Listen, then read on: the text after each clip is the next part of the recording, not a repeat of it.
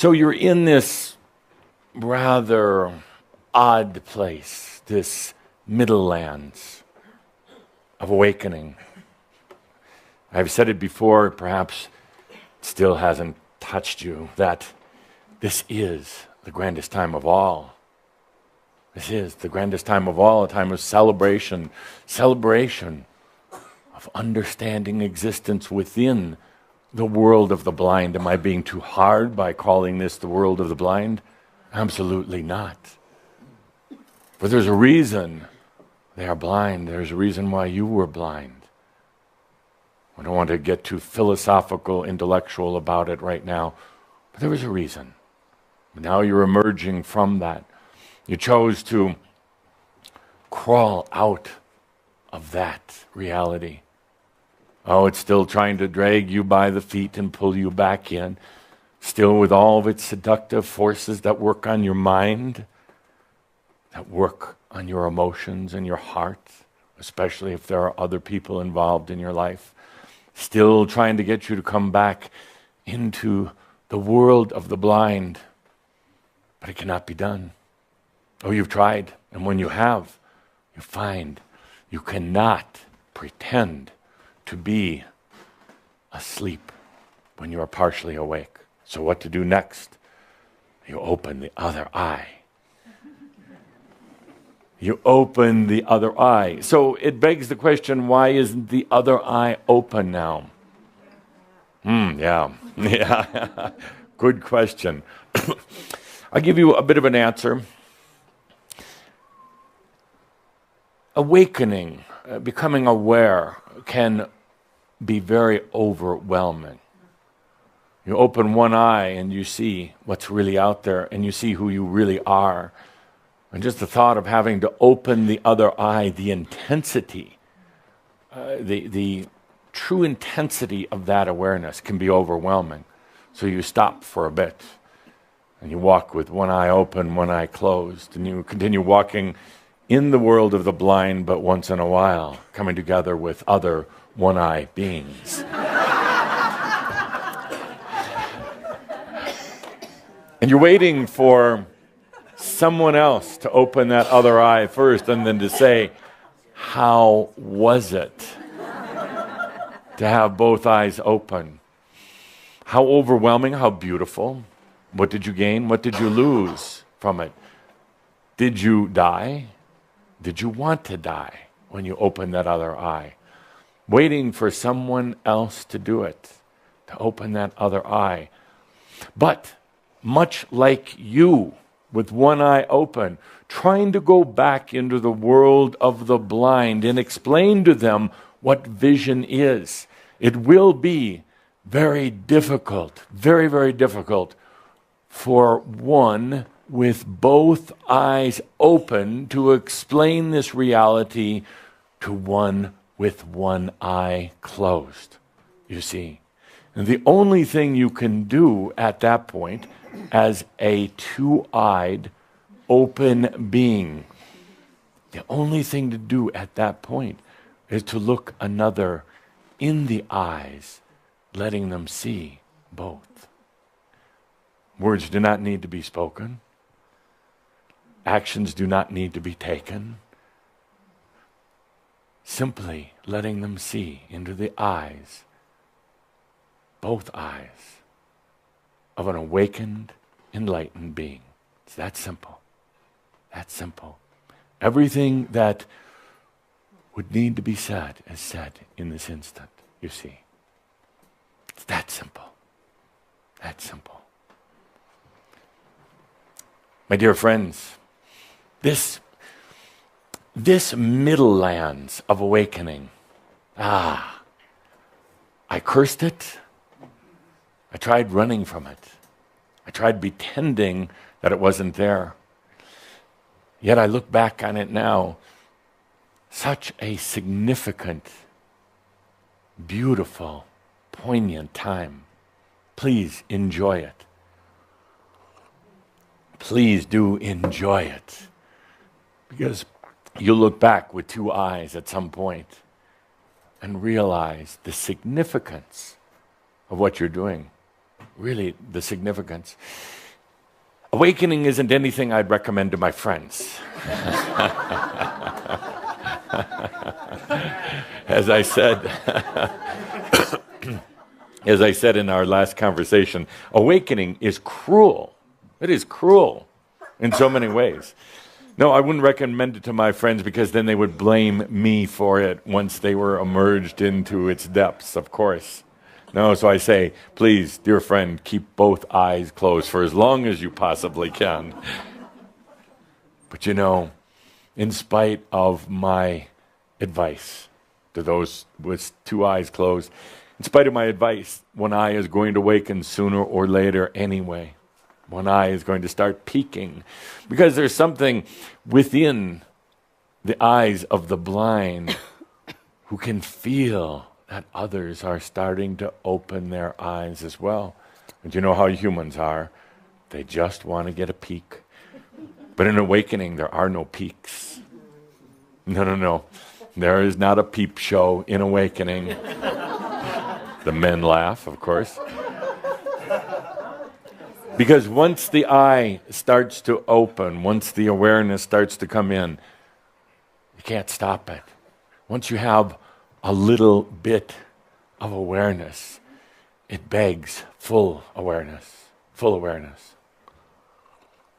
It has been my pleasure to work with all of you over these past few years as your eyes started to come open, as that one eye grew open, wide, big, as you came to this point of stopping, saying, I'm not sure it's such a good idea to open that other eye. And I would tell my friends, and I would tell Shambra, then don't. Then don't. But in spite of what I say, that other eye is going to come open. It is going to come open in spite of you. And it's going to come open because awareness desires more of itself. Awareness continues to ask for more awareness, for the dissolution of false realities, for the awareness of itself, and ultimately the feeling, the experience of love for itself. So that other eye will come open, and you can resist it. You can try to force it shut. You can go so far as to sew it shut, and it will come open. That's also the good news. That's also where we are. Somewhere in between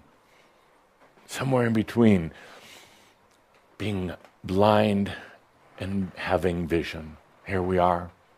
So that brings me to my point today of this discourse. My point today, let's title this Shao, just so we don't have all this confusion and this hectic activity afterwards, all these Sunday morning emails, what should we name it? Here's the name. Ready?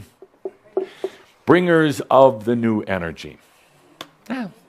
It wasn't exactly Shakespeare, but it was good. Bringers of the New Energy. My dear friends, you have gone from being the blind. You have gone from to the very depths of the human experience here on earth. And then as you started awakening, in the very early days of the awakening, you were the energy holders of this earth. Interesting job. As I said to one group recently, it's kind of like being mid-level manager. Now that's being in the Middlelands. That is a curse. I would think is anybody here proud of handing a card saying, I am a mid-level manager. I work in a cubicle. I thought that was funny.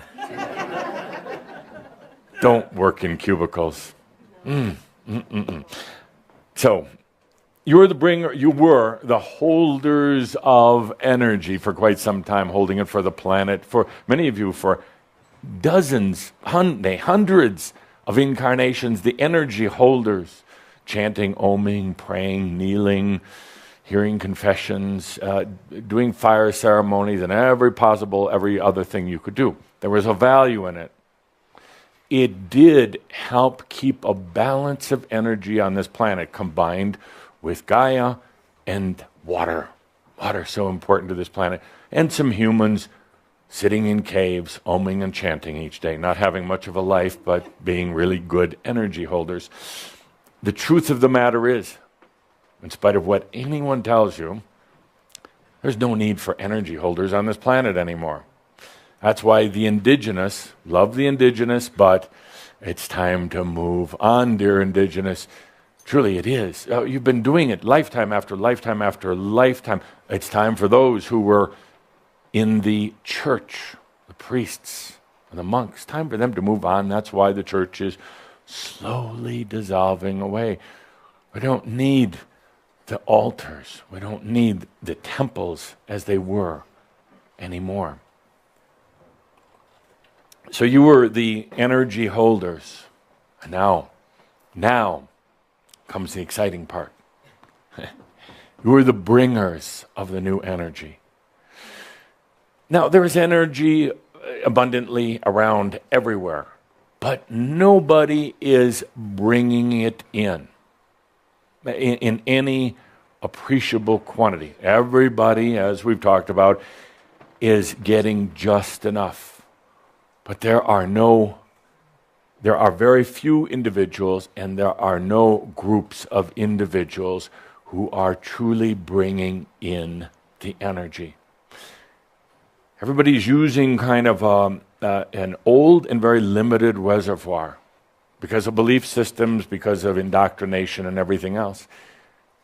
There's not a single group out there that is actually actively bringing in the energy. Not at all. Not at all. So for this, you will be the first of a group to do it. Imagine for a moment, and yes, it's good to feel proud or even a little inflated about this. Humanity's been using basically the same amount of energy, and in spite of those who talk about cosmic energies and cosmic events and comets delivering energy to this planet, which all might be true, nobody is using it. They watch a comet fly by and say, "Wasn't that pretty?" Wait for the next one to come around in 20 years. Wasn't that pretty?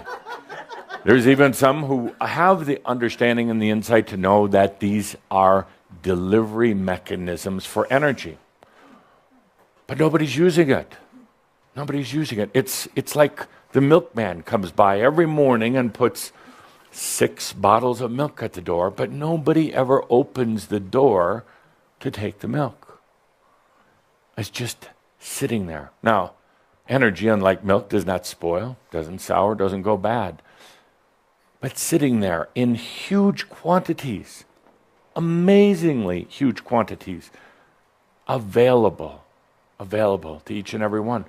But nobody is picking up the fork and knife to digest it, to put it in their body, to put it in their reality, to bring it in. It's hovering around. Everybody is waiting. Everybody is in a holding pattern. Why? I don't know. Because they're not sure how to do it. Because they're waiting for somebody else. Because it's hard to do with one eye closed. I do not know. But it's there.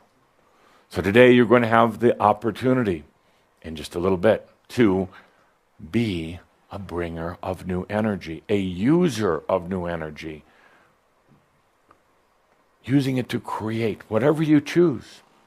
Sounds simple, sounds something like out of a fairy tale. Combine that with 21 crystal caves, we have a tremendous fairy tale story. But it's all very true.